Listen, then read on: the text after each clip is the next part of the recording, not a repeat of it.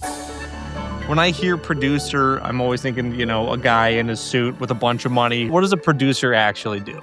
The guy in the suit is more typically the studio executive. Typically, the talent and the creatives don't like the suits. Since I made and released Friendship and Tell People, I made a comedy with Paul Rudd and Tim Robinson. I can tell by their facial reaction whether they actually know Tim Robinson or whether they think I mean Tim Robbins. You sure about that? But I'll tell you one thing he does not like is suits. Right. I mean, at least watching this movie, you can understand why somebody might not trust these guys.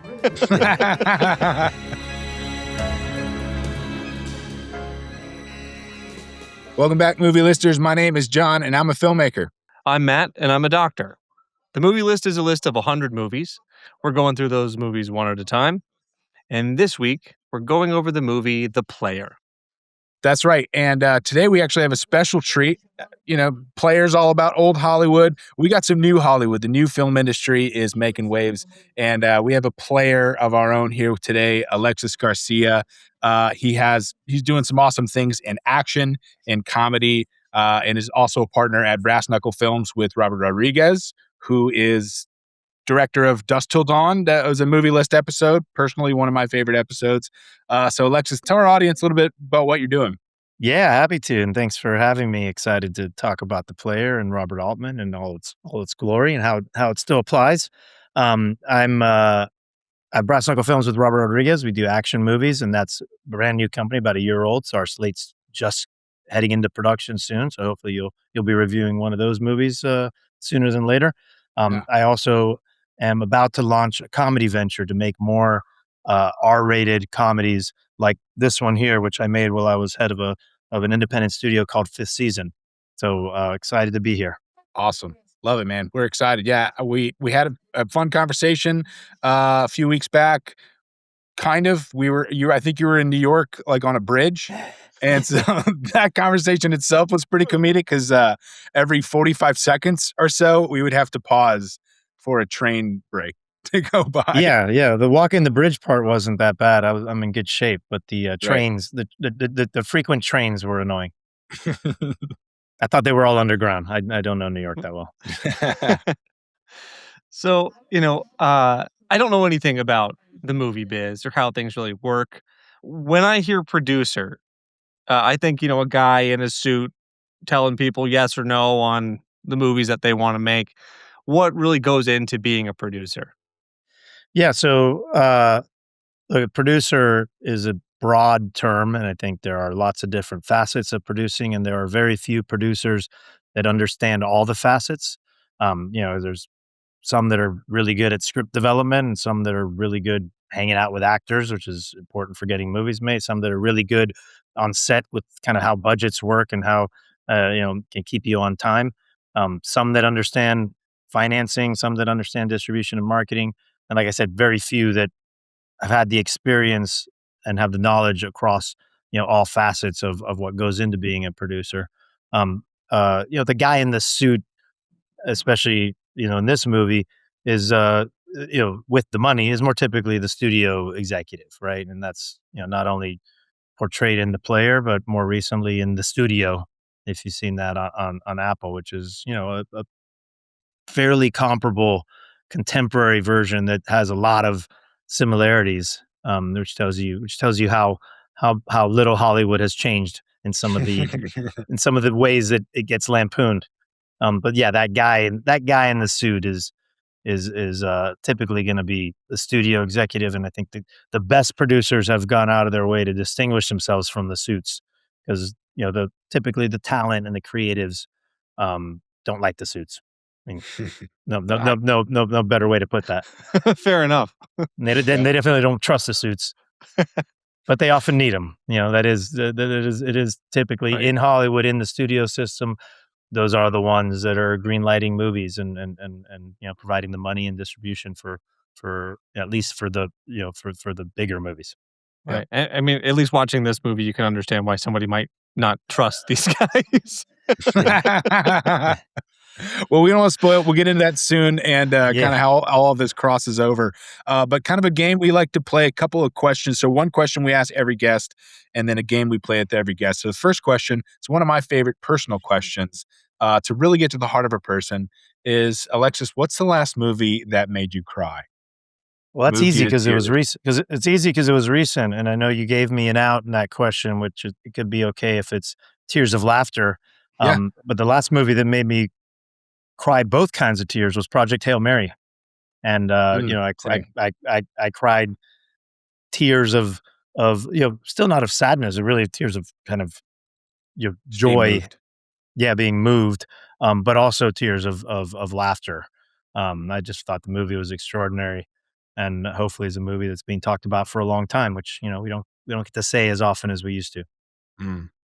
Yeah, I fully agree. I mean, Matt and I actually went and saw it together. Oh, We nice. have 6 kids between us. Yeah. Um, and so it's hard for us to get out of the house and do things. Our wives aren't pumped about it when that happens, and so we were able to sneak away and go see a movie. And, same, I literally cried, both ways, and I thought it was one of the best theatrical experiences in probably the last decade. So I'm really happy at the direction that things are happening. I feel like maybe movies are starting to come back a little bit here. Right. And, Yeah. yeah. Having a little renaissance.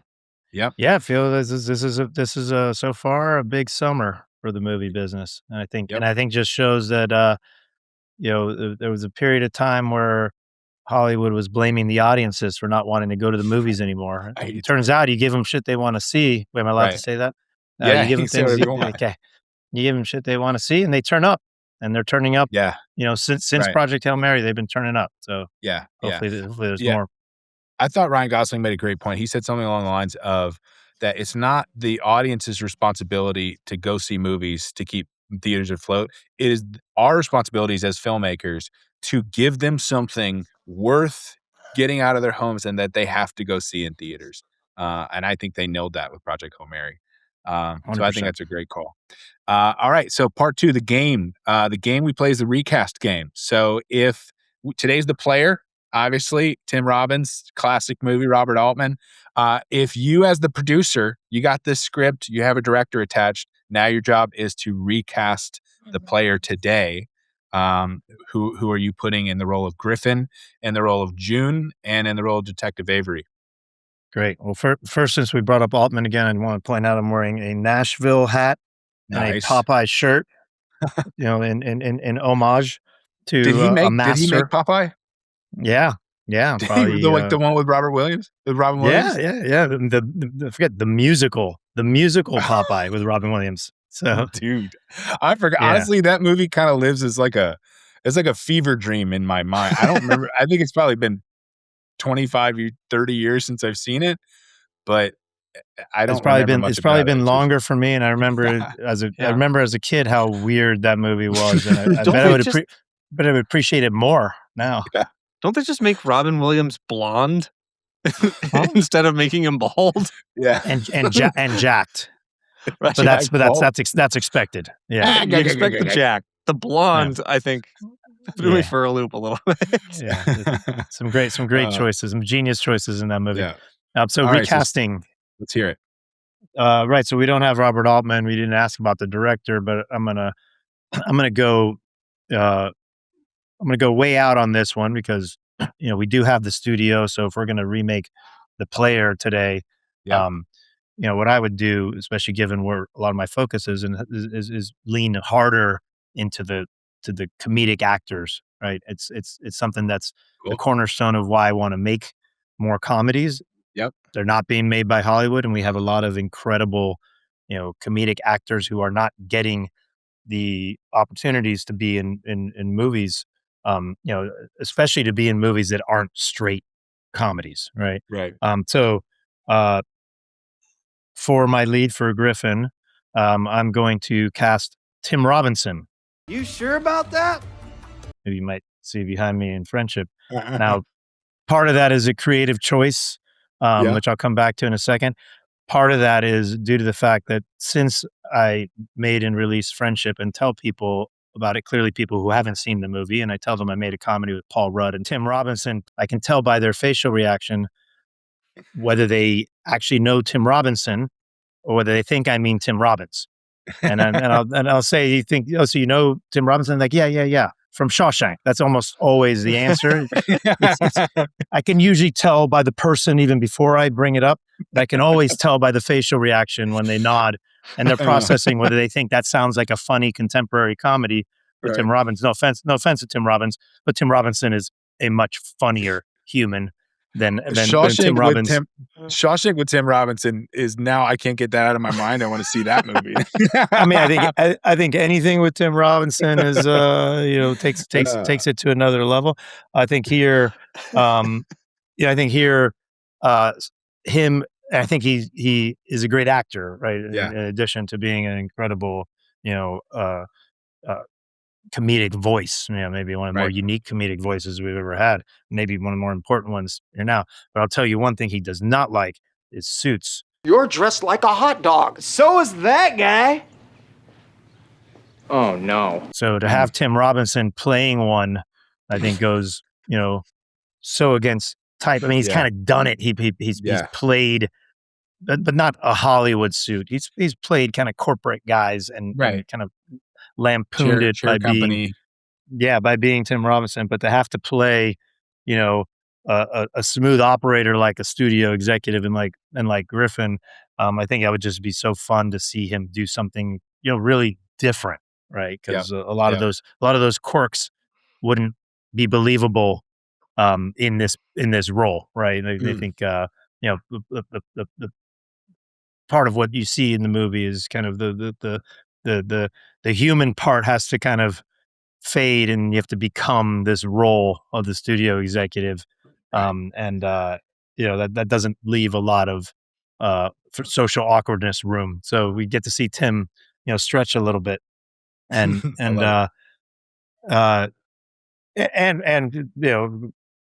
worth pointing out, this is essentially kind of a neo-noir, black comedy, but a neo-noir mystery, right? And, Tim's already, I don't know if you guys have seen Chair Company at all, but like Chair Company has elements of that as well. Yeah. Great. Again, he's still playing a Tim Robinson, very familiar Tim Robinson character.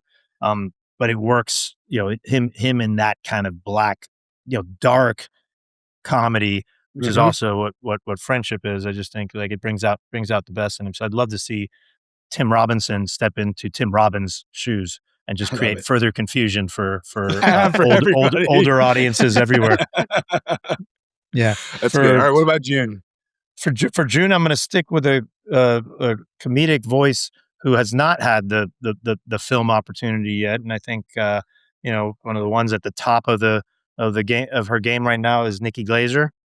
So I'd love to see, and I think also you get some comedy out of Tim seducing a woman like Nikki, who's kind of wears her sexuality and her beauty as part of her brand. So I would definitely want her to do the accent, which we really didn't get in this movie, despite her name.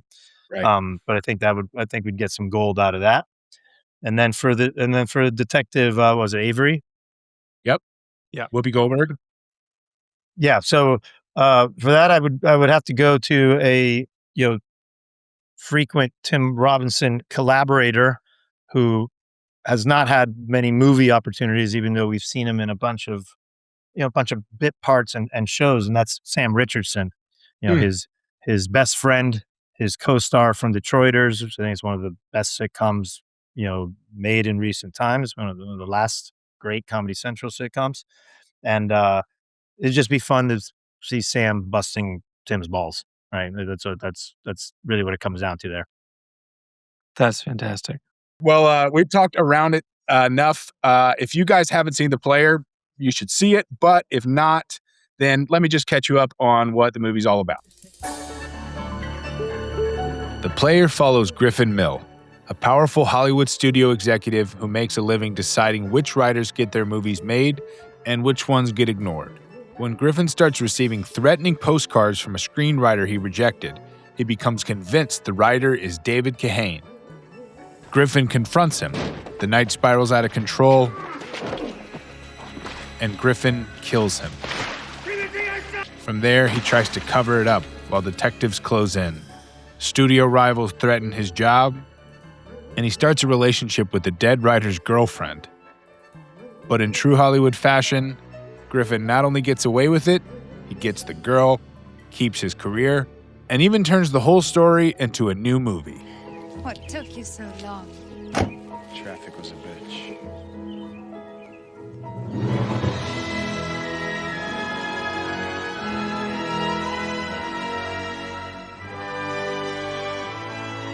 All right, Alexis, you're in this world. You're the guy sitting at the pool table, pitching the studio exec. Hopefully not too much anymore. Hopefully you got all of your own money and all of your own ability to greenlight stuff yourself. But what's your thoughts on this movie? Does it stand up? What stands out to you specifically as a producer?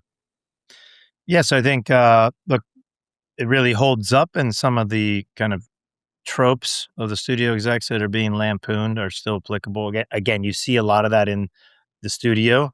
And here, what's fascinating about it is like that's not the point of this movie, right? I mean, this movie has a real plot that drives it, and a mystery and stakes, and yet it still fills every other moment with making fun of Hollywood and making fun of the studio system, and in ways that are largely still applicable. What stands out is especially in the opening, how self-aware the movie is, right? How many winks we get, not from anybody in the movie. They're dead serious on what they're doing, even as ridiculous as it sounds at times. Right.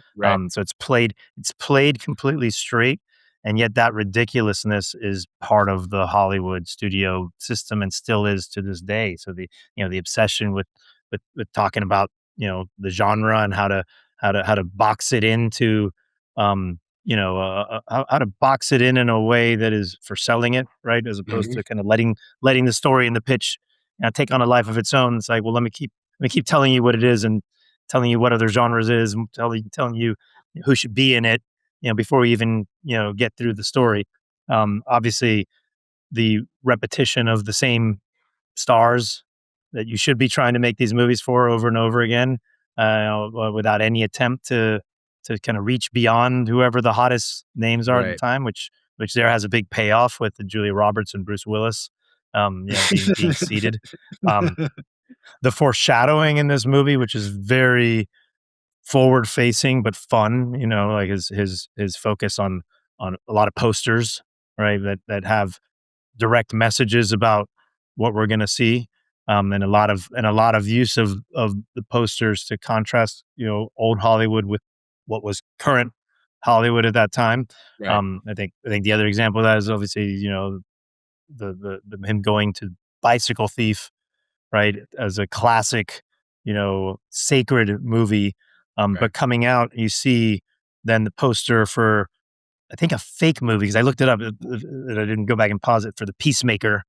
Clearly like kind of an act, which is not the Peacemaker that eventually got made with George Clooney, Right.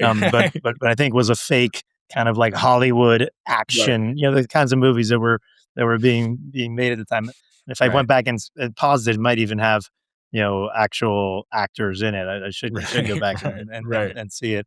But that contrast coming out of Bicycle Thief on the billboard, and then the Peacemaker, which is like where the money really would be, and especially in 1992. Obviously the cameos, we talked about 65 celebrity cameos, 24 of whom, not just cameos, but including the rest of the cast, 24 of whom were Oscar nominated. Which was definitely a record at the time for how many Oscar nominated actors in one movie. Don't know if it still holds up. And then that, I know you think you have it as a segment to talk about. That opening shot is just unbelievable. 7 minutes and 45 seconds with multiple references within that shot about opening shots of movies in class. So yeah, there's just for having so much kind of satire in it, it's not what the movie is, right? It is not a satire. It is very much a neo-noir mystery that is full of these satirical, lampooning moments at the stake of a studio. It's a studio movie, so you have to be in on the joke and be okay being made fun of, which is the same thing as when you end up with the studio. Everybody shows up to be in that show to make fun of themselves and of the system. So it's no less ridiculous in 2026 than it was in 1992. Right. Great point. Matt, what did you think of your first watch through of The Player? Yeah, so obviously, watching this movie, the first thing that stands out is that opener where you have a massive oneer, which is a term I'm new to. But I was watching it with my brother. It was on his birthday, and as we're going through, he's like, "This is all one shot. This is still all one shot." He just kept saying it over and over. And I was like, "That is it. It's a really long shot." Yeah. Like, and whenever you see a oneer like that, my mind always goes to like how you have to actually like orchestrate that. Like, it has to be like choreographed. Yeah. You have to have like the guy who's bringing in the mail, and then he leaves the scene, and you watch a movie pitch, and then it zooms back out, and he's just been hit with like a bicycle or a golf cart or whatever it was he got hit by. So he's like on the ground, mail sprawled everywhere. Like, all this stuff has to be planned out way ahead of time. Everybody knows every beat where they're going to be the whole time. And if you're doing one continuous shot, there's not a lot of room for error because one guy Right. blows it and the whole thing falls apart. So, Right. like the attention to detail and just the planning that has to go into that, gotta respect it. One thing I always find amusing in movies, and this is kind of unrelated to the oneer, but there are always going to be things in movies where you do something that's very like everyday behavior, and then outside of that window in time when that movie was made, it stands out like a sore thumb. Like, like nobody does this Right. anymore. And for me, for this movie, it was Banaka. Yeah. So like, if you go back to like, when I was coming up, early 90s, Banaka was still around. And, famously, Steve Urkel would always try and spray Banaka in his mouth, and it would spray to the side. It's like heavily dosed into it. He's doing it a lot. It's like a nervous Banaka's thing. a big part of it. Yeah. And he has this like little tincture that he just dabs on his tongue, which I guess was before the spray bottle. Yeah. But I just thought that was so funny. Like, Banaka dates this movie so hard. Yeah. And like they didn't think of that as being like a temporally linked thing. I think that's funny. By the way, and then fun fact you inspired me to look up, which was all of the things that happen in that first shot are planned pretty well. None of the dialogue was, all improvised. They did 15 takes with 11 microphones, rehearsed for one day, lit it, and came back the next day and shot it in half a day. So actually, actually for 8 minutes of the opening of the movie, it's actually ended up being pretty efficient. Right. When you think about that. Yeah. Right, because I mean, you talk about like 15 takes, like that's not bad. A lot, like there's some directors, like rookie directors, you could do 15 takes, and they've done one setup. I mean, like, all right, now let's turn around and get coverage on the other side. Like, yeah, exactly. They want alternative takes. This is one, no cuts, right? Out, no cuts. You just knocked out like 10% of the movie. We're honestly, done 10%. Yeah, it's actually pretty smart. Yeah. And then you're talking about all the cameos. The one cameo to me that just takes the cake is Jeff Goldblum. And primarily because the sweater he's wearing is outrageous. It is crazy looking. Yeah. You love it. You love it. It really fits him, I think. Yeah. But man, does it stand out. Right. That's funny. I love it. You guys stole all my notes here, but but it's good because I mean, like this is what the movie's about, right? So Alexis, you hit on all of the cameos. My version of this movie, just generational wise, was Entourage, right? So this current generation is the studio, right? We had the player. I grew up with Entourage, right? That's one of the ones where I was just like, yeah, this is what I'm going to be one day. This is what it's actually like in the movie business, which I think to some degree, like what this movie is selling and almost kind of making fun of. somebody made the line of like, my job, he makes the line, Griffin makes the line of my job is to decide whether or not I greenlight their movie. We're only greenlighting 12 movies a year, and I hear over 50,000 pitches. And I'm the guy that's going to make the difference of whether or not they're on their couch still, or if they're playing, golf with Robert De Niro next week or whatever it was. And so I think that that's the dream that Hollywood is constantly selling. So they always drop these movies every once in a while to keep the machine alive, so that people go to film school, so that they write, so that they make these terrible decisions of, I'm going to do a 1 in a million chance to try to make it in the movie business. And this was the 90s iteration of that, right? So you have to do the oneer of the movie, of the people talking about the oneer, because even though it's like an impressive shot, it's also like meta in how they're, they're like making their tongue in cheek in that it's an overused trope. Talking about Orson Welles and talking about Hitchcock and Rope. We did Birdman a few weeks ago, which is a fantastic movie and probably, I think, one of the best uses of a extended oneer. Or I think, what was it, like 70 cuts in the movie, and it seems like there's maybe 4 or 5 easily. And so any true movie lover just gets a total kick out of that.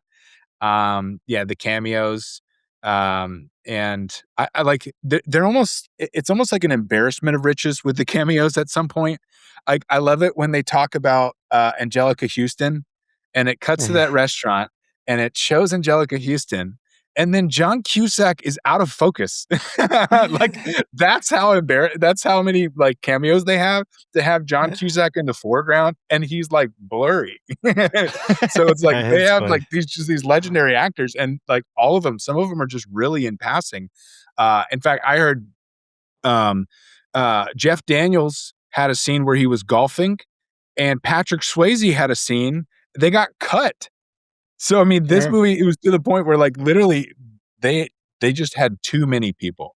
And so I think, when it comes down to it, Jeremy Piven's in it. So the entourage thing really connected in my mind. Jeremy Piven's in it looking older than when he looked in Entourage. That's true. Which is also very Hollywood, that looking older younger in the over time. 90s. Yeah, exactly. Somehow you got younger as Ari Gold, one of the best characters in TV history, in my opinion. I worked for the real Ari. Well, God bless you. I'm sure you have stories that we won't make you break any NDAs to say here on the podcast. Right. No, most of them are well documented. So nice to see you. Who's your best client? If I may butt in with a question, please. Without naming any names, what would you say is the wildest pitch you ever heard for a movie? It was for, this was at like a conference where I did like these pitch sessions, actually in Nashville, where I went, and there was like connected to the film festival. There was like I was flown out to hear pitches, right? And one pitch in particular still stands out to this day. Didn't take you long to think of. For a personal reason, because it was a movie about possums, right? Where the possums were like good guys. And there are no good guy possums; they're disgusting, vile creatures. and I was dying at the idea that like they thought that you could make possums like lovable heroes of a movie. But the part that took the cake was their tagline, which was "Imagine the possibilities." I'm not even sure that was their tagline. That might have been my joke at their expense. That's good. Either way, it's what sticks. I like it. If they didn't say that, it would have made it better, but still ridiculous and too crazy for me. I draw the line at possums. That's so funny. I mean, I think that's my favorite part of that opening sequence. Even though like the oneer is impressive and everything, it's just how they keep doing the pitches. And it's such an Altman thing to have all of them speaking on top of each other too. Which is really fun. So like I always challenge myself in his movies to try to like isolate one person and then rewind and isolate the other one, because there's really good stuff in there. You're talking about a TV star in a motion picture? No, not a real TV star. It would be played by a movie star playing a television star. And like you're talking Well, now about, we like now we know it was improvised, which then kind of makes sense that even you would more have impressive. to. Yeah, Even more impressive, And- like that they're and- able to and- just talk over each other and improvise and have these great hilarious conversations. I think my favorite pitch was The Graduate 2. Yes, yes. He says, Was that is it Buck Henry? Buck Henry, right? And he Yeah. says, Mrs. Robinson has a stroke. She can't talk, but it's gonna be funny. And he's like, it's gonna be funny. Yeah, it's gonna be funny. It's gonna be dark. It's gonna be weird and funny with a stroke. Yeah. Which is just it's such a Or good maybe not a delivery. stroke, some kind of malady. The stroke wasn't That's it. playing, so he pivoted. Yeah, maybe not stroke, but all our main players are still there, and Mrs. Robinson's there, and she can't speak. Oh, it's freaking gold, man! It's so good. That was great. That was my favorite as well. So, I mean, we know all the time we see these movies that somehow make it through. One of the things that was just so apparent to me that I guess I should think about, because I'm in the indie world, and I'm in like the ultra low budget indie world, and it's like we're just happy if we show up. If we get there on set, we're happy. But in the large, huge studio budget world, I'm still like floored a lot of times of how dumb some movies get through. I'm like, that went through so many people. How did that movie get all the way through? But when in a process like this, where there's a writer and then there's an executive and then there's the boss and then the coverage and all this stuff, and like there's still like glaring plot holes and things that don't make any sense. And I honestly, possums, that I could see that happening. You put Dwayne Johnson in the voice of possums, that thing's getting greenlit. That's the crazy thing about it. But sometimes they work. So like, what would you say, in your opinion, what's a movie pitch that you've heard and immediately thought that's not gonna work, not gonna, like, that shouldn't exist, but somehow worked? Yeah. Well, I was mainly in the indie world for most of my career. I mean, we have to remember, when The Player was made, there was no indie world yet. I Right. mean, you're talking about 1992. It's like that was really when kind of the Sundance scene was Right. really just brewing and paving a path for people to, make indie movies that could still break out and launch careers and some of them be, quite commercial. One that didn't work. I'm sorry, one that I thought couldn't work, and it did artistically, at least. So I made a movie called Peanut Butter Falcon, and you've seen that one? I love I that movie. love the Peanut Butter Falcon. It's great. It's great. It's one of the first See, it's movies. surprising the things that Matt has Yeah. seen, the things he hasn't. Yeah, I cried Yeah. my eyes out at Peanut Butter Falcon, man. yeah. By the way, super hard movie to get made. Nobody. I mean, understandably, in terms of the challenges of that movie and the kind of lead actor being a Down syndrome, young adult. Then once the movie was made, I think it's pretty obviously lovable, beautiful movie. We still had a hard time getting it into festivals. It got into South by, won the audience award. We still had a hard time selling it to any distributor. And we ended up self-releasing that movie, and the movie crossed, $20 million at the box office, which, It's awesome. when you look at independent films that truly independent films that reach that kind of box office, it's a very short list. Like out of Sundance, it would have, I looked this up one day out of spite, because it got rejected from Sundance, but out of Sundance, it would have been in the top 10, I believe, all time performers. Right. Wow. It would have. But anyways, to answer your question, because that wasn't the one that was that crazy. I totally saw that movie. I understood it was hard, but I saw it. But those filmmakers then brought, they didn't make much money on that movie. We knew it was going to be at least celebrated. We didn't know, it wasn't out yet. We didn't know if it would be successful, especially as successful it was. I was like, bring me a follow-up pitch. Right? I want to buy. We had just started financing and developing. It's like, bring me anything, because I just want to, put some money in your pockets and develop the next movie with you so we can be involved. And they came in one day after lunch with a pitch for a Spanish language movie set in Cuba during the special period about punk rockers who inject themselves with HIV in order to get sent to these camps where they had like food and services. They could live more idyllically than they could kind of in the city. And these guys at the time were like learning Spanish, but like didn't speak Spanish. Two white guys, not Cuban. And I was like, I didn't buy it. I'm Cuban, by the way.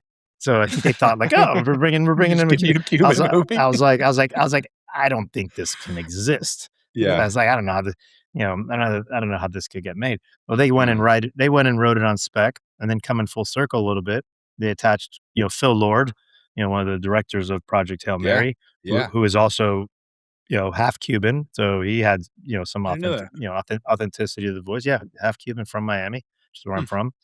And, so I gave him a little bit of that coverage. We're like, all right, we are working, with a Cuban filmmaker, a quite prominent, Cuban, even if nobody knows that he's Cuban. I gave him a little bit of authenticity. And then they went and shot this movie and hired almost entirely Cuban actors and crew. They shot in the Dominican Republic. And the movie's beautiful. It's not commercial, because you can't pitch the movie without saying what I just said.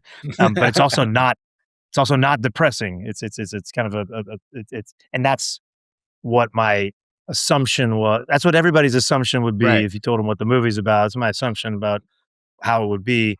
And the kind of, I wouldn't quite call it a blind spot, but like, it's like you had to kind of believe these guys were going to bring that same kind of joy of life and compassion, the heart that they had in Peanut Butter Falcon. They were going to apply it to that story and make something as beautiful as what Los Frikis is the name of the movie, as what it is.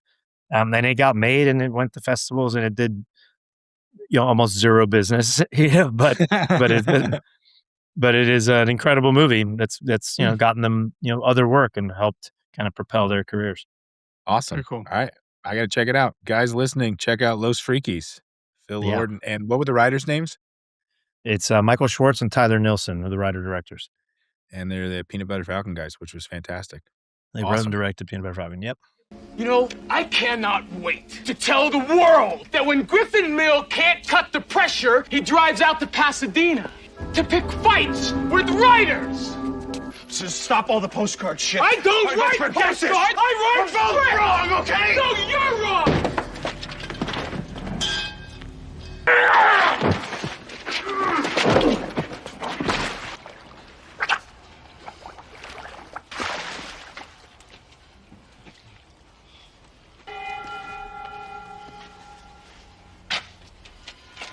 Alexis, you mentioned earlier, one of my favorite parts about it is just after learning that a lot of the cameos were improv, and the fact that like they didn't even really know what was going on.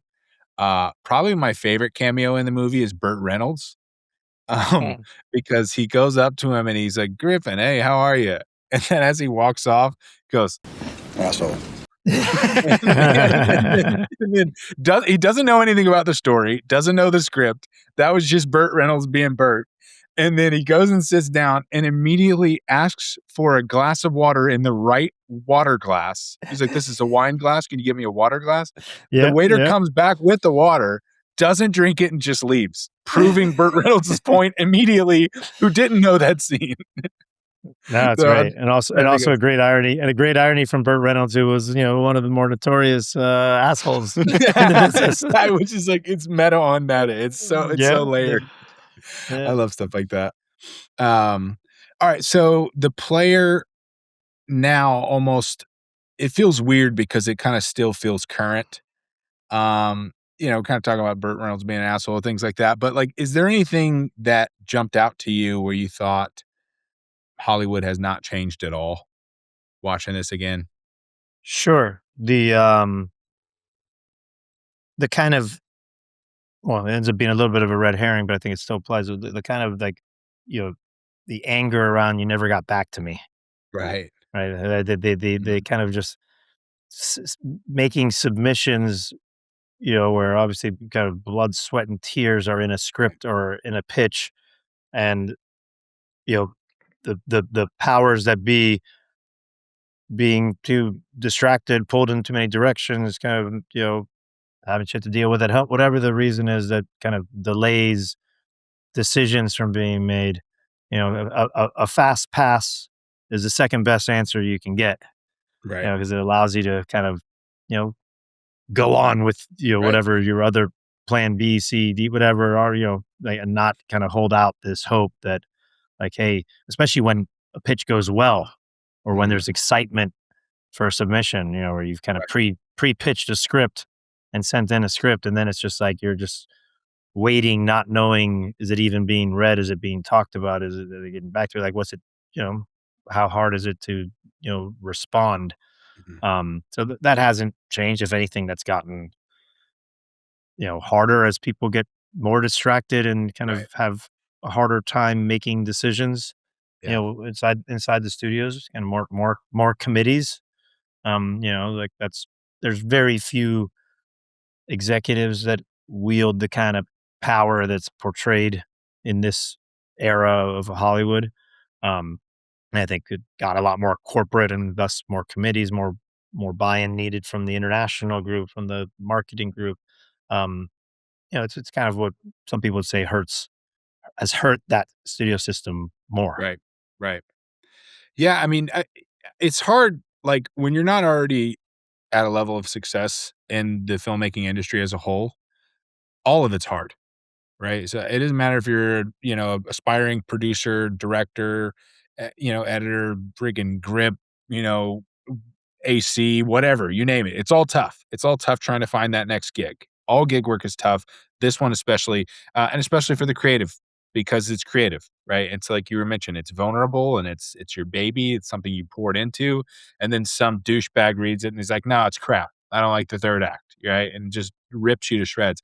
So I think, especially for the writer, the independent writer, or the aspiring writer, screenwriter, that's got to be one of the hardest jobs out there. That just it's just such an emotional toll. And then now with AI, potentially making that even more difficult. We haven't really seen, where all this stuff lands.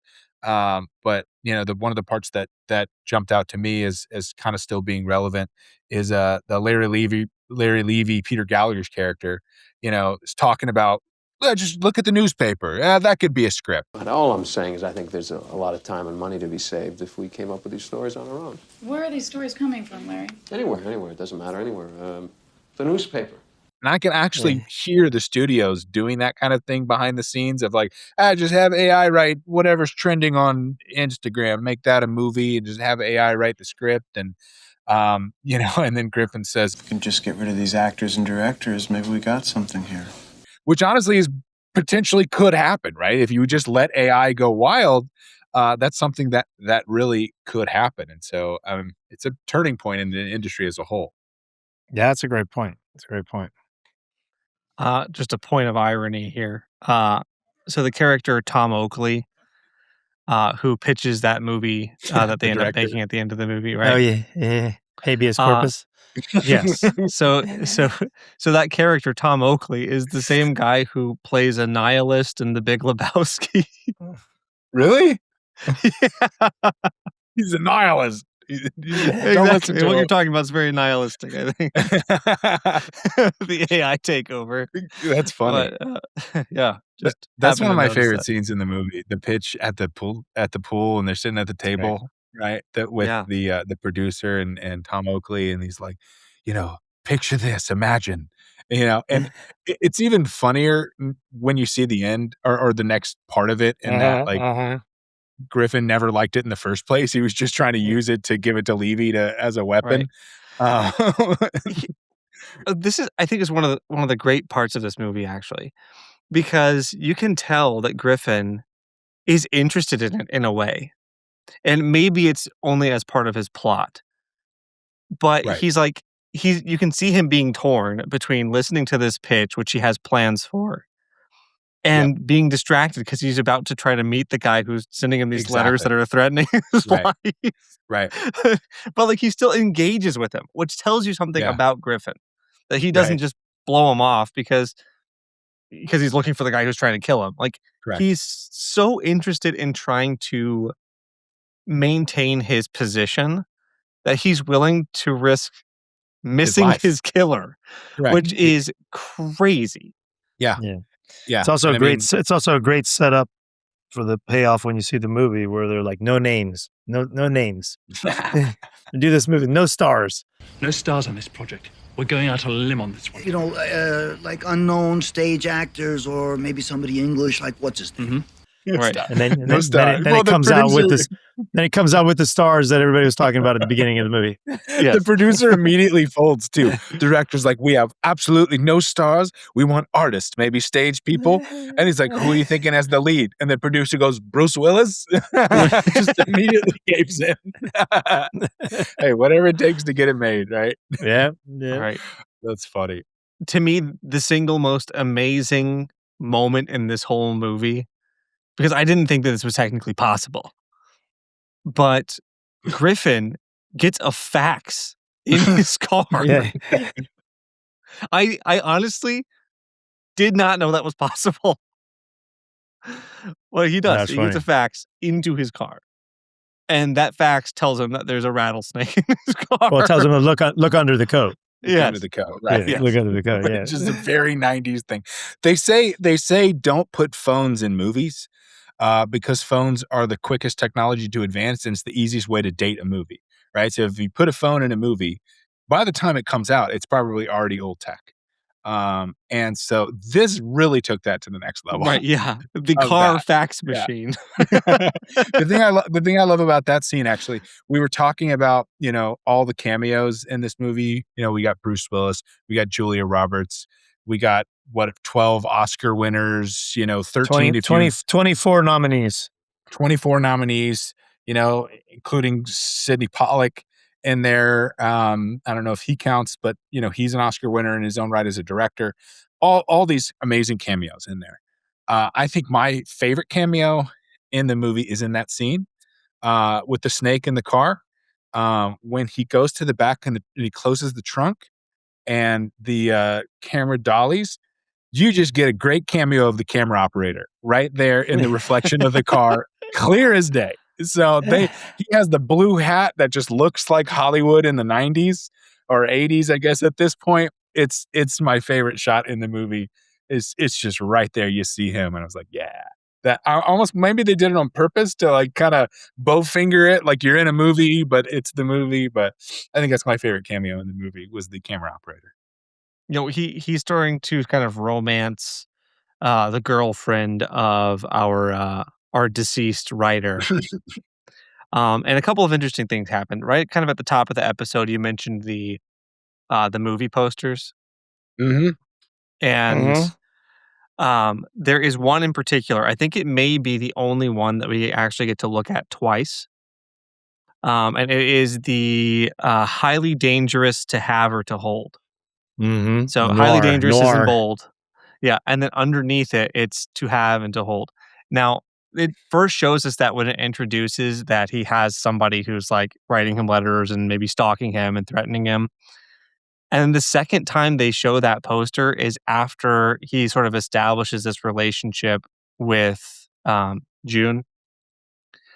Guzman daughter, which that sort of establishes why the to have and to hold. Because she is at that point highly dangerous to have and to hold because he just killed her boyfriend. Mm-hmm. And he's literally like on the lam trying not to get caught for this crime. And like, how can you be more conspicuous? But like, he can't help himself. Right. And so she's very literally highly dangerous to have or to hold. That's funny. Which I thought was just a cool little detail that they threw in there. And then she gets to have, I think, maybe one of the most interesting lines in the movie, which is when they're talking about how do we kind of move our relationship to the next step? Like, I would do anything with you. I'd go any place with you. And she says, we can't hurry things any more than we can stop them. Well, it's just a freaking cool thing to say. It's just a great line. Well, I don't know what it means, but I don't care. Like, she's an artist. You don't have to know what it means. It's provocative. Everything's people blue. Going. It distracts your mind. Also very noir. I think there was a bunch of noir, noir tropes that he weaves in. Right. Yeah, we needed a narration for Griffin. We needed a voiceover narration for him to really sell it. Maybe via fax. What if we had a narration? We just have what's his name? The narrator. Sam Elliott. No. What are you talking about? Morgan Freeman. Then it would be too much. Then it would just be I Shawshank. know. Yeah, you can't put Morgan on a Exactly. Tim Robbins movie. Exactly. I'd But- like to say but- that what do they call the sisters? I'd like to say that the sisters didn't get Daniel DeFray. There's a lot of things I'd like to say. My favorite line around her is when they're at the party and he's like, "This is my girlfriend, June Goodsman's daughter," and they walk off and you hear a guy go, "Whose daughter is she? I want to know whose daughter she is." Which, I mean, she's great. She's beautiful. Icelandic? You English? Yep. Well, no, not really. Where are you kind of sort of not from? Iceland. They should have just rewrote that. That was a terrible Icelandic accent. I think they had to like rewrite the line where she was like, "Oh, are you from England?" Just because her accent was just nothing. Yeah. But also, like, nobody knows what an Icelandic accent Yeah. sounds like. That's It's like, a hey, good do an point. Icelandic accent. You'd be like, So it kind of works in that regard. All right. Well, obviously this thing spirals out of control. It gets more and more ridiculous. I know there's a number of hats you wear, Alexis, but have you feel like that? Obviously, murder hopefully is not one of the problems that you've encountered. But what's like a crazy situation or a problem that's arisen on a project that sounds so ridiculous that no one would believe? Oh man. I mean, I'll talk about because there's some I definitely can't talk about. You can change details, and we can blur stuff out. Some of them are too well known. But I'll talk about a problem of how to shoot a movie. Yeah. Which I didn't make this movie, but I did put it together, and it was called Swiss Army Man. I don't know if you guys have seen this. Yep. That Swiss Haven't Swiss seen it, Army. but I know of it. Yeah, so Swiss Army Man was the first movie from the Daniels, who went on to win the Oscar for Everything Everywhere All at Once. And that movie is Daniel Radcliffe and Paul Dano. Yep. But Daniel Radcliffe plays a corpse for most of the movie, really a farting corpse.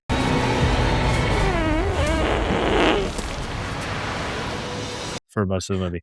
And so you had to figure out, there were parts where he's animated, but then you needed a Daniel Radcliffe dummy corpse that you could kind of toss around and have available for a lot of the scenes in that movie. And that was funny to watch the production of that movie, because you understood the script and you kind of understood how it could be genius. But when it came to shooting it, you had no idea how they were going to be able to make that movie and pull it off. And they really did. They won the Sundance, directing award, I think, that year for that movie. Though, quick funny story. This was in the early days of Twitter, and there were no real rules of engagement. So you would have, I remember the first screening of Swiss Army Man, which was a prime, weekend daytime slot. It was a great slot. A guy who is a film critic, was there as a film critic, but I guess technically wasn't reviewing this movie. Left at the first fart, which is pretty early in the movie. Left the movie and then tweeted out that everybody was leaving the movie because, like, what the hell is this movie? There's a farting corpse, and it took days to recover from that. And I tried to get mad at the trade magazine that he worked for. She's like, "Oh, well, he wasn't covering them." But he is a reviewer. Right. He didn't watch the movie, and he walked out and started like a social media campaign. That got picked up and ridiculed, and it took multiple screenings where people were like, "This movie is actually amazing." Right. And we had interest from distributors. We actually sold it to A24, and A24 was like not sure how to feel about the movie because that was out there alive online, like this kind of like, oh, all these people walked out of the movie, and they're like, all right, do people like the movie? And of every screening that came by that came over the course of that week, right, eventually you had lines of people trying to get in to watch the movie. You had the award that came, right, watch the movie, and it gave them the confidence to end up, closing their deal on the movie, Right. which is then how they end up, having that relationship with the Daniels and end up having everything everywhere all at once. But, it also just shows there was kind of nobody irrelevant. He wasn't like a big respected film critic, but he had the power of Twitter. And so it took some time to recover from that. Right. Yeah. I mean, that can make moves for sure. It's funny, like when you when you talk about a movie like that, that is a great movie. I love Swiss Army Man. It, I wonder if that's one of those like, Graduate 2 things where you're like, it's Mrs. Robinson, but she has a stroke. You're like, all right, we got Paul Dano, amazing actor. Daniel Radcliffe, part of the biggest franchise in history. He's a corpse and he farts most of the movie. And then you're pitching that as like an A24 stylistic, high drama movie. But yeah, I mean, this is early enough. There works. was no such thing as like an A24. It was early in A24 days. true. It was kind of one of the early acquisitions. You They didn't were know all what that meant. acquiring. Yeah, you didn't know that meant this helped kind of define them for taking risks. But I kept a spite list on that one too. I had to go through so many financiers who thought I was crazy for trying to get them to make that movie. And I kept that list. I never ended up doing anything with it, but I was like, I kept the list was 3 pages long, and after it won the award, I'm like, I'm gonna go call everybody and be like, I told you bet on these guys. All they had was a music video for Turned Down for What? Lil Jon's something. Music video is amazing. That's all they had was a music video. Worth watching that music video because it shows the you what Daniels. That's what they did. Yeah. No way. Yeah. That's how they started. Was Turned Down for What? Yeah. Wow. That's what I would send. I would send out a farting corpse script with Harry Potter and Paul Dano, and then a link to Turn Down for What, and be like, get it? And hang on, in fairness, you're mad at the people that turn you down? I wasn't mad. It was just a spite list. It was just like believe in me when I say these guys are talented. You're betting on when you have something that weird. You're betting on the filmmakers, and they're first timers. It's risky, but it was kind of the attitude with which people passed. Right. Like it was like this movie shouldn't be made. I did have somebody, maybe multiple people, tell me that. Did you write any postcards? Just saying, no judgment. Did you write any angry postcards? No. I mean, I might have the list somewhere though. You have the list, so if we need to break the postcards out, we can. Yeah, might have that list like Steve Buscemi and Billy Madison. Exactly. That list might be somewhere. Just puts the lipstick on it. Crosses out Billy Madison. Speaking of the list, as we're kind of turning the corner towards the end of the movie, and seemingly that Griffin should go to jail for this stuff. And then the hilarious scene with the lady pointing, in the lineup. Probably my second favorite lineup scene in movie history. Usual Suspects probably being the first, but this is a classic lineup scene, and honestly, kind of stressful.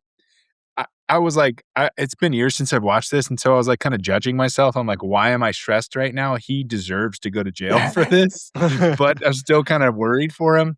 And then she picks out the detective, and it's like, I bet it on my my mother's grave, and so Whoopi asks her, like, where's your mother buried? And so he ends up getting caught. I don't know if you know this, but in the funeral scene, the guy that stands up and is reading, the last thing that David Kahane wrote, that was, I guess, who was his roommate. It's now confirmed by Robert Altman that is actually who was writing the letters. Now, I have a conspiracy about this, though, because I actually believe David Kahane was writing the postcards. I think that this man who was at the funeral went into his house, found that letter that he read at the funeral, started reading all of the postcards that he was writing to Griffin, and then I think he started realizing, okay, he's blackmailing a studio executive. He's dead now. This is a great blackmail opportunity. And so he saw that. You're talking like anything is a chance to move forward in Hollywood. I think that this guy saw this as an opportunity to let Griffin go up just enough, just so he's powerful enough that he can optimize the blackmail. So that's my conspiracy for the There's end. a lot of good evidence to support that, actually. I think it is. Yeah. I think that's what happened. Like the fact that he refers, David Kahane refers to Griffin as the dead man, Right. for one. And then we also have the fact that David Kahane was the only person on that list of people who pitched him that day who was not produced. Right. So like he was the obvious, like it's a smoking gun that this is David Kahane. Yeah. Right. And then the vitriol letters. David has for him Right. when they actually meet each other. Right. Like It was David. It's very Yeah. compelling. That is very This is fine. compelling. And then the Coming letter back to kept the- coming. Yeah. Coming back to the lineup though, because it was Lyle Lovett that she picked, right? Yep. Like one of the most unique looking individuals. How did you would not not know? like you would not forget that face. But do you also know that Lyle Lovett on this movie? This is when he met Julia Roberts. They ended up getting married for 2 years. I did not know that. After meeting on the set of The Player with her at her prime stardom, marries Lyle Lovett. Yeah. How did he pull that off? You know what they say? Unlucky in lineups, lucky in love. Lyle Lovett. I love that when that weird scene where Whoopi Goldberg's talking about the movie he watched last night, and he did the one of us, Uba Gaba, one of us. I'd only ever heard that in Wolf of Wall Street. I'd never seen Freaks, so I didn't know what that was. So I went back and watched that scene, and so now I know. I all I knew was Wolf of Wall Street. Didn't know what Freaks was. Didn't know what they were quoting.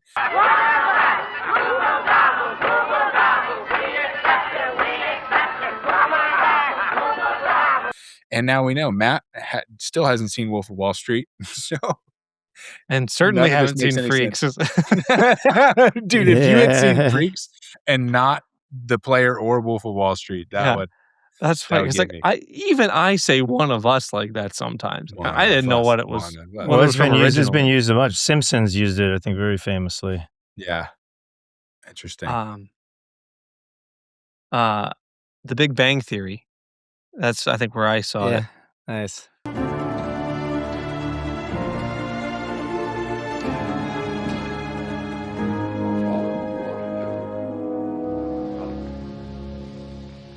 What? Too late, come on. Come on.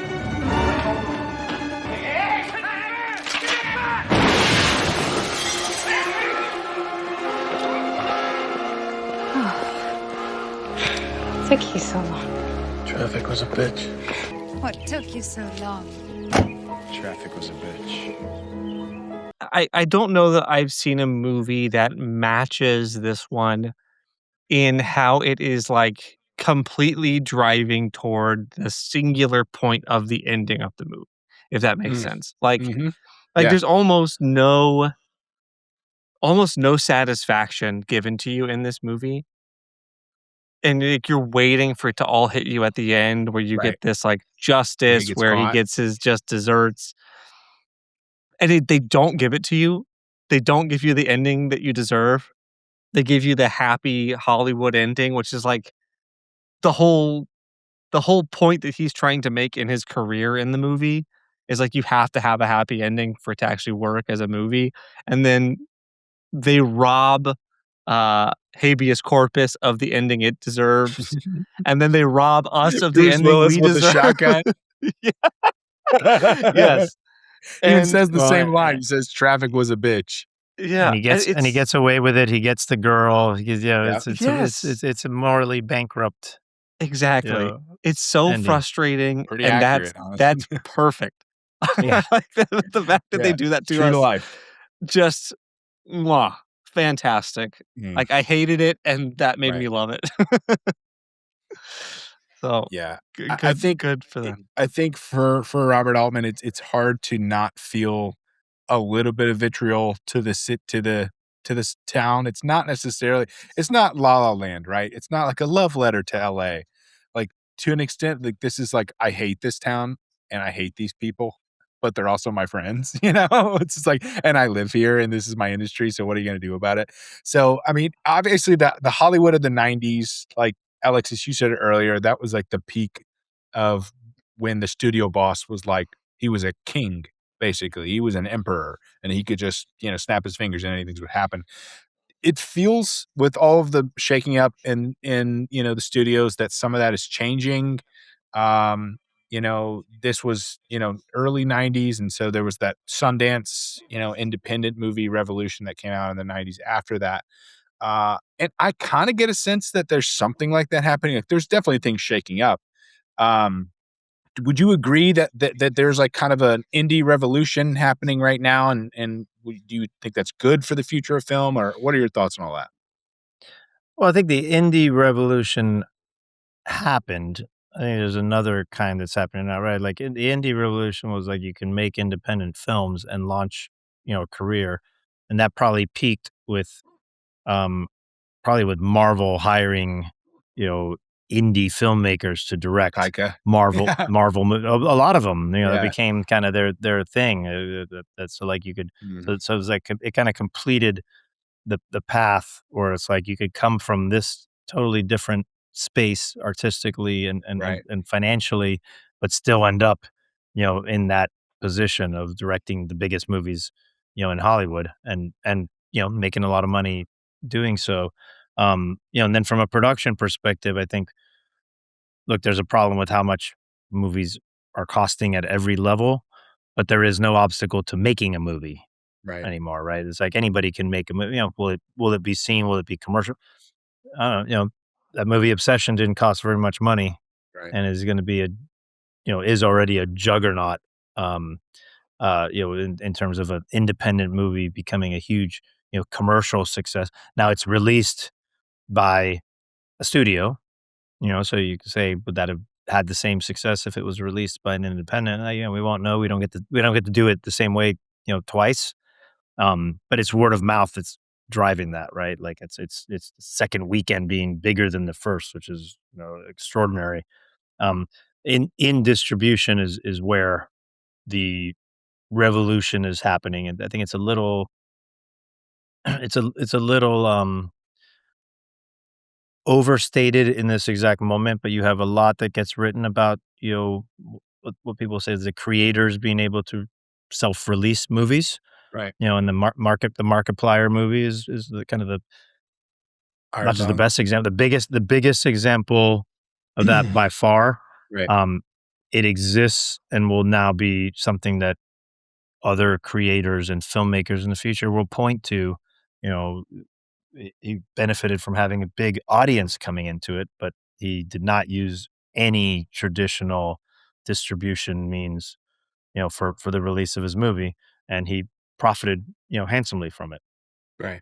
So I think that's where the revolution is coming. Again, it's a hard, you question, what does it take to release a movie, right? In terms of marketing, and what's it take to get attention. Right. And the studio answer historically has been more money. You just got to spend more. You spend $20-30 million to release, a movie wide. But that just then puts the hurdle at the movie being successful that much, Right. farther away. And again, you can't do it twice, but I think you will see more examples of movies that don't have that kind of traditional marketing spend where it's commercials. That's what's expensive. Commercials and billboards, right? Are Right. really what's expensive. Right. Digital media.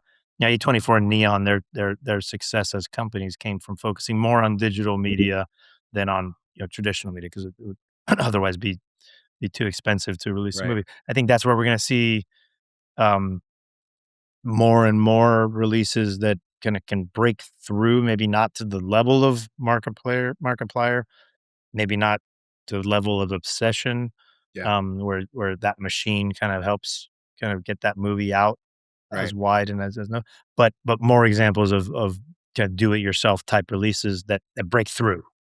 Right. I think we have plenty of kind of do it yourself and indie releases every year, but it's Right. usually because people don't have other choices. Whereas I would imagine Markiplier probably had some choices, but he said, I don't need them.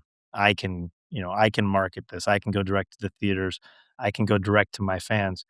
It's a little bit of what my comedy venture is about, right? Like, the studios aren't making comedies. Fine. I'll make comedies, and I'm going to make them with artists who are in comedy who have direct relationships with their fans. They have fandom. Tim Robinson had fandom, right? Right. A24 did a great job with that release. I think Right. the success of that movie, especially in the box office, was driven by Tim Robinson fans.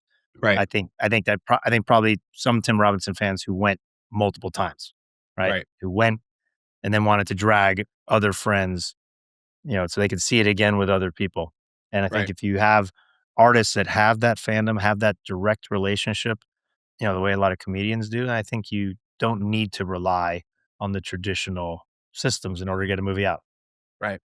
Yeah, I mean, I think there's definitely something to be said with Markiplier that like I don't think we should discredit the fact that he's been doing this for like 15 years, for YouTube. So there's like a generation that grew up with him that feels like they know him, that I don't like. The only thing I can like attribute that to is like when in the peak of the movie star days when you would have the magazines at the grocery stores of like Arnold Schwarzenegger, the magazine, right? And that was, if you were an Arnold fan, you wanted to buy that magazine because you wanted to know everything you could about Arnold, but you really couldn't. You couldn't access him in any other way other than unless a magazine was telling you. But this is different, right? With the social media and age also he couldn't access you. right, More importantly, exactly. right? There's the True. other That's a great part of it, point. right? So Right. it's like Markiplier built that audience, but then he had a direct relationship Direct with them because communication. and then when he was promoting the movie, he went Right. right to those fans, and Right. and that's what drove that movie. That's what drove Right. that box office. Right. Yeah, and Sam, to your point with like comedians and stuff, like podcasts are so big because like I listen to a lot of those comedy podcasts. I feel like I'm friends with those guys. I listen to so Yeah. many of them, like they have no idea who I am probably. But I've listened to it so much that I feel like, you build this weird kind of communication and like relationship, friendship in a weird way. So that when something like of theirs comes out, I want to support it. And you see what they do, right? Which is when they have something they're promoting, they don't just do it on their podcast, and they go on everybody else's podcasts, and they right. kind of promote each other's stuff. It's a great system. It's like they're not going, they're aligned, and it's like and then they know, hey, then we're gonna have you on when you're promoting your new special or your movie or your show, whatever it is, and that's a star driven system. They don't have to go Yep. book a late, Yep. late. You don't have to book a competitive slot on a late show. Like, they just have to call their friends, who they've already been on each other's podcasts, and they're going to support each other. It's great to have that as a foundation. Awesome. All right. Well, yeah, I think we got through everything here. What a great movie. And Alexis, really, really loved having you on, man. This was such a blast. man, my pleasure. To not only My talk pleasure. about a great movie, a classic movie, honestly, a movie that's probably not talked about enough. So I'm glad that, we can hang out for an hour, talk about it, hear about all the exciting things you have going on and your unique point of view. All right. Awesome. Thanks for having me, guys. It was fun. Absolutely. Cool. Thank you for coming. Keep watching All right, movies. guys. And keep watching movies. Like he said, keep watching, especially Alexis movies, all the Brass Knuckle movies, all the comedy slate coming up, the action stuff that he's got with Cat 5. Really just any good movies that is not just slop kicked out there from the studio saying, force you to watch this. Really creative, writer-driven, filmmaker-driven, and talent-driven movies. We're going to keep seeing them. And if you guys keep hanging around, I'm sure I'll make some bad ones. I'm sure I'll make some bad ones too. Please watch those. Those need you even more. We're going to walk out of those. We're going to walk out of those, and we're going to You say already bought the ticket. It's all right. It's all right. As long as you buy the But ticket. we got a big platform, so we're going to say there's too much farting corpses. So, all right, guys. Well, we will post. Alexis, how can our followers follow along with your journey? Oh yeah, Instagram. I'm at Cuban Fury, and Nice.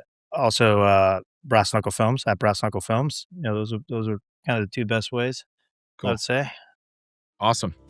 All right, guys. Well, go follow on that journey. Keep watching movies, and we'll be back here next week on the movie list. See you then. See you next time.